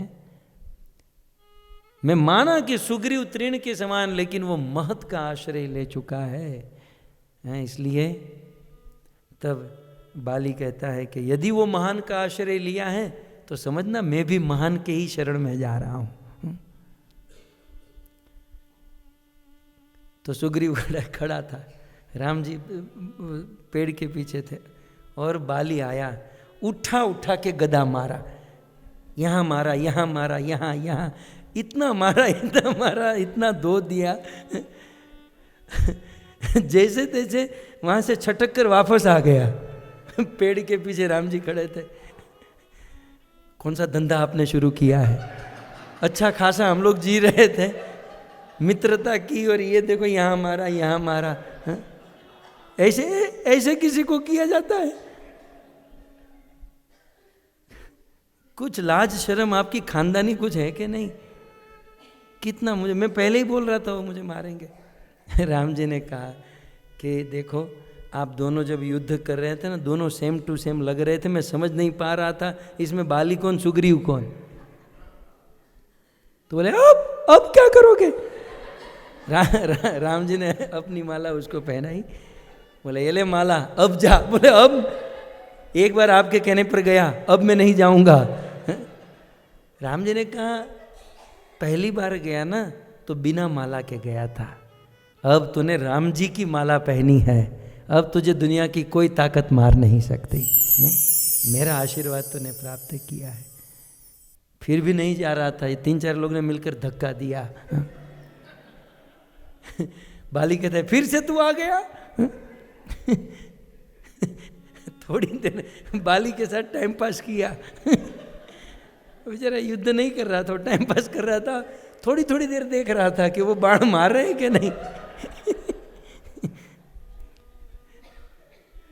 फिर भगवान रामचंद्र ने कोदंड उठाया, और पता ही था कि सुग्रीव के गले में अपनी माला है, और कोदंड उठाकर बाली को बाण मार दिया। जैसे ही बाली को बाण मारा, बाली धरती पर गिरा। हृदय में तो भाव है भगवान के प्रति, लेकिन बाहर से वाणी कठोर। और बाली कहता है कि प्रभु मैंने आपका क्या बिगाड़ा है? मेरी ऐसी कौन सी गलती? और आप पेड़ के पीछे एक कायर की तरह, एक वृक्ष के पीछे छिप छिप कर आपने मुझे मारा है। राम जी कहते हैं कि बाली तूने सुग्रीव को परेशान किया, सुग्रीव की पत्नी को हर लिया, सुग्रीव के प्रति दोष दृष्टि की, क्या ये तेरी गलती नहीं है? बाली ने अपने दोनों कान पकड़ लिए, यस प्रभु ये मेरी गलती है। देखो टर्निंग पॉइंट देखो, जैसे ही बाली ने कहा कि यस मेरी गलती है, तुरंत राम जी कहते बाली मरना मत, 2 मिनट के लिए अपने सांस को रोकना, मैं तुझे जिंदा कर दूंगा। क्यों? क्यों? राम जी कहते हैं कि मुझे तो बुराई को मारना है, बुरे को नहीं मारना है। मुझे आदमी को नहीं मारना, मैं तो आदमी के अंदर की बुराई को खत्म करना चाहता हूं। तेरे अंदर की बुराई खत्म होगी, तूने एक्सेप्ट कर लिया, तो अब मैं तुझे जिंदा करूंगा, तू चिंता मत कर, क्योंकि तूने स्वीकार कर लिया। तब बाली कहते हैं, रामायण की प्रसिद्ध चौपाई, जन्म जन्म मुनि जतन कराई, अंत राम कही आवत नाही, जासु नाम बल शंकर काशी, देत सब ही सब गति अविनाशी, मम लोचन गो चर सोई आवा, बहुरी की प्रभु बनहि बनावा। राम जी ने कहा कि बाली, तूने स्वीकार कर लिया ना, सारे दोष से तू मुक्त हो गया, अब मैं तुझे मरने नहीं दूंगा, बस 2 मिनट के लिए अपने सांसों को रोक कर रखना। बोले प्रभु अब मुझे जिंदा नहीं रहना है। ये यहां की घटना है, किष्किंधा की है। बाली कहता है प्रभु मुझे जीवित नहीं रहना। क्यों? जन्म जन्म मुनि जतन कराही। अनंत जन्मों तक बड़े बड़े मुनि, ज्ञानी, ध्यानी, तपस्वी यत्न करते हैं, मेहनत करते हैं, लेकिन मरते समय भी मुख से राम नाम तक नहीं निकलता। राम नाम जिसकी महिमा कि जीवन भर कोई पाप किया हो, काशी में शिव उनके कान में राम नाम बोल दे तो वैकुंठ पा जाता है। अनंत जन्मों तक यत्न करने पर भी आपका नाम जीवा पर नहीं आता। नाम छोड़ो, साक्षात राम मेरे सामने खड़ा है। जहां नाम नहीं आता वहां राम। मैंने तो जीवन में ऐसा क्या किया था, लेकिन आज साक्षात राम मम लोचन गोचर सोई आवा। मेरे आंखों के सामने राम खड़े हैं। बहुरी की प्रभु अस की नहीं बनावा। अब मैं जीना चाहूं तो मेरे जैसा मूर्ख अज्ञानी कोई नहीं। ऐसी मौत तो कहां मिलेगी। प्रभु के गोद में मेरा मस्तक है, राम के सामने मैं मर रहा हूं। बस प्रभु मुझे वैकुंठ नहीं चाहिए, साकेत नहीं चाहिए। प्रभु नरक में भी भेजना है ना तुझे, नरक में भेज दे, लेकिन तेरी भक्ति न छूटे ऐसा आशीर्वाद दे दे। हे राम आपका प्रेम न छूटे। और अंत में बाली ने अपने पुत्र अंगद को बुलाया, बेटा यहाँ अंगद यहाँ आ। और अंगद का हाथ राम के हाथों में दिया कि प्रभु ये मेरा बेटा मेरे ही जैसा पराक्रमी है और इसे अपना दास बनाकर रखना, बस मेरी ये अंतिम इच्छा है। गोस्वामी तुलसीदास जी प्रश्न उठाते हैं कि बाली कहता ना कि मेरे बेटे को राजा बना देना, दुनिया का बादशाह बना देना। राम जी कुछ भी बना सकते थे, है ना, लेकिन बाली ने कहा कि अपना दास बनाकर रखना इसे। इसीलिए बाली बाली है। बाली को गुजराती में वाली कहते हैं। क्या कहते हैं? अने वाली એટલે पेरेंट्स। सच्चा वाली कौन? सच्चा पेरेंट्स कौन? जो भगवान से धन संपत्ति आदि न मांगे, अपने बेटे को भगवान का दास बना दे, ये सच्चा पेरेंट्स माना जाता है। यदि अपने आप को सच्चा वाली बनाना है ना, सच्चे पेरेंट्स बनाना है ना, तो अपने संतान, अपने बच्चों को, अपने आश्रित को प्रभु का दास बनाइएगा। बाकी तो कर्म के वश जो मिलना है वो तो मिल ही जाएगा। लेकिन इस किष्किंधा में बाली जाते जाते 2 चीज मांग कर गया। एक, कहीं भी जाऊं आपकी भक्ति न छूटे, और मेरे बेटे को आपका दास बना के रखना। हरे कृष्ण। ये जो हम जिस स्थान पर विचरण कर रहे हैं, ये यहाँ की घटना है। और फिर इसी क्रम से हम जब आगे बढ़ेंगे, रामेश्वर की ओर जाएंगे, तो ये कथा भी अब रामेश्वर ही जाने वाली है ना। फिर राम जी ने ये सब कुछ किया और सुग्रीव को पत्नी मिल गई। पत्नी मिल गई तो राम को भूल गया। 4 महीना हनीमून चला गया। एक दिन लक्ष्मण आए, आता माझी सटकेल प्रभु, आपने उसका काम किया, वो तो हमारी ओर देख ही नहीं रहा है। लक्ष्मण गया, आज मैं नहीं छोड़ूंगा उस सुग्रीव की जात को। राम जी ने हनुमान को बोला, हनुमान वो गया है, उसके पीछे पीछे उसके साथ जा, कहीं वो सुग्रीव को मार न दे। एक अंतिम होप बची है, वो भी खत्म हो जाएगी। उसे प्रेम से समझा कर लाओ, मारना पीटना ऐसा मत करना।